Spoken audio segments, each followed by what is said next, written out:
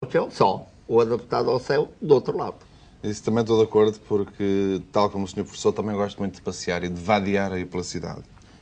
Esta outra Eu eu não acho... gosto de passear.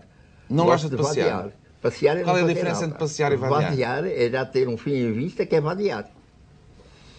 E não se pode vadiar passeando? E passear vadiando? Pode, pois, claro. Mas eu E então passeio o vadiando. português, que é capaz de juntar tudo que é contraditório, pode fazer essas coisas todas juntas. A propósito de juntar coisas e multiplicá-las umas pelas outras, esta ideia é completamente desconcertante. Se estás triste por só teres para ti um menos A, o jeito que tens na vida é logo o multiplicar por outra vez menos A e ver a boa saída que o resultado trará. Como é que se multiplica um menos A da nossa vida por outro menos A? Como é que isso se faz? Meu querido amigo, muitas vezes a pessoa encontra uma coisa que a contraria na vida, fica presa àquilo e dizer que a vida para ela é toda negativa, que não há jeito nenhum, sem se lembrar de procurar outro menos A, para multiplicar por aquele menos A e ver que dá um positivo que ela deve seguir. Conheço uma porção de gente que, de súbito, andava com uma ideia, com uma ilusão, se quisermos dizer, a respeito do que lhe estava a suceder na vida, de súbito as coisas mudam e a pessoa fica completamente desorientada, sem parar sequer um momento, para ver se ela não é uma pedra que está recusando o cinzel do escultor, que a quer tornar menos pedra e mais estátua. Então é preciso que a pessoa, numa altura dessas, pense bem, esteja calmo, deixe-se suceder mais um tempo, veja o que lhe vai aparecendo e depois reflita se realmente não avançou com aquilo que lhe parecia negativo. Porque, afinal, é com o esforço de subir um degrau que a pessoa chega ao patamar. Talvez a vida nos ponha degraus bastante fortes para nós dermos boas passadas, exercitarmos bem os nossos músculos e chegarmos aos patamares mais altos que há. Portanto, o professor defende que nós devemos aceitar os sinais que a vida nos dá, mas não ficarmos presos a eles se eles forem menos As, não é? Não, e sobretudo não ficarmos presos à ideia de que nós entendemos todos os sinais da vida. Pode ser que a vida seja muito mais inteligente do que nós, nos faça sinais, supondo, coitada, que nós somos tão inteligentes como ela, e nós depois apresentemos soluções que julgamos que eram aquelas que eram as que tinha que haver e afinal não serem. Esta também é gira. 3 votos fará aquele que não ser tolo decida.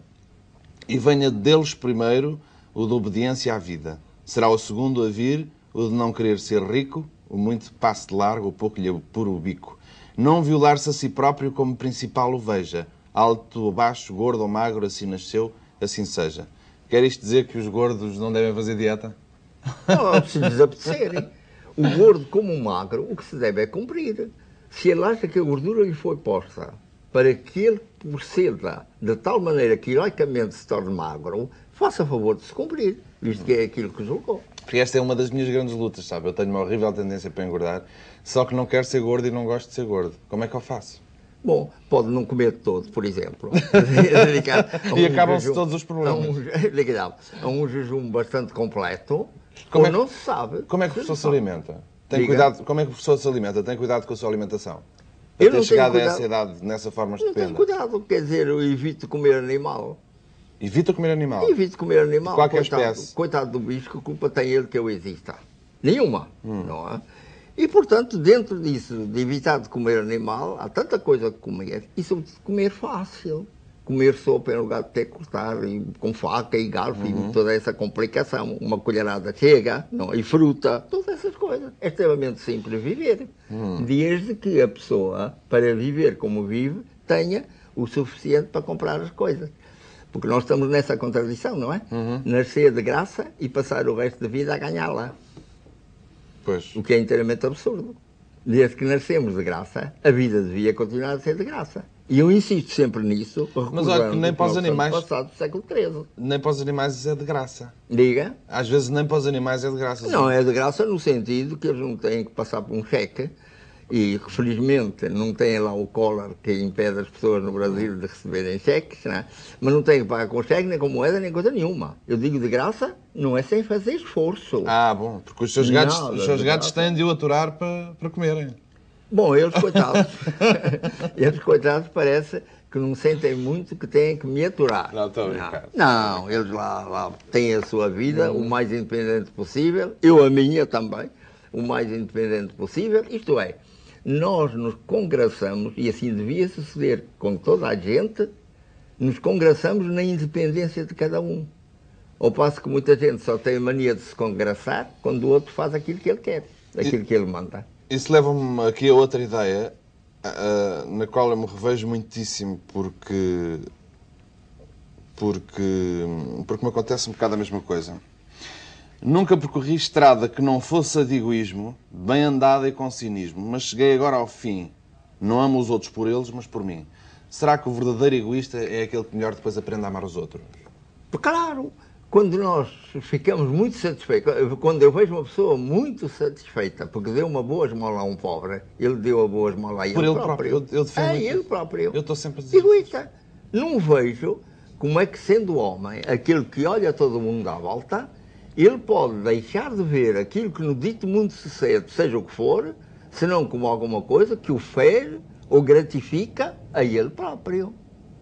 O que se trata é de não ser tão egoísta, estupidamente egoísta, que se prejudica a si mesmo, julgando que se faz um favor. Há muita gente que, em lugar de proceder de tal maneira que aquilo que faz seja sempre alguma coisa que o melhora a ele, de vez em quando se mete numas aventuras e numas manias que só o vão prejudicar, que só o vão diminuir. É isso que terá perdido alguns políticos. Meu querido amigo, perdido políticos e perdido toda a gente, não só o político. O desgraçado do político, como anda à vista do público, é aquele que toda a gente censura ou ataca ou põe dúvidas, etc. Mas quanto artista, quanto cientista, quanto místico até, tem por vezes procedido de maneira que não se gratifica, que se está prejudicando. Homens de pensamento nobre, de altíssimo pensamento, de dotes extraordinários de expressão artística ou filosófica ou religiosa ou qualquer outra, e que, no entanto, de vez em quando mostram umas maneiras de ser, uns aspectos de caráter extremamente discutíveis e extremamente duvidosos. Então, a grande sorte é quando se é egoísta a ponto de aquilo que se faz aos outros se nos servir a nós para melhorarmos, quanto possível, na natureza que somos. É por isso que o professor gosta tanto das crianças. Elas são tão extraordinariamente egoístas e, ao mesmo tempo, tão espantosamente altruístas. Eu gosto sobretudo delas enquanto não andam na escola ou enquanto não são estragadas pela família, não é? Quando a criança é espontaneamente livre, espontaneamente imaginativa, e é por isso que eu insisto sempre em que os portugueses do século XIII, veja como eu sou conservador, em que os portugueses do século XIII insistiam em que um dia, na idade final do mundo, quando o divino resplandecer por todo o mundo, são as crianças que vão dirigir o dito mundo.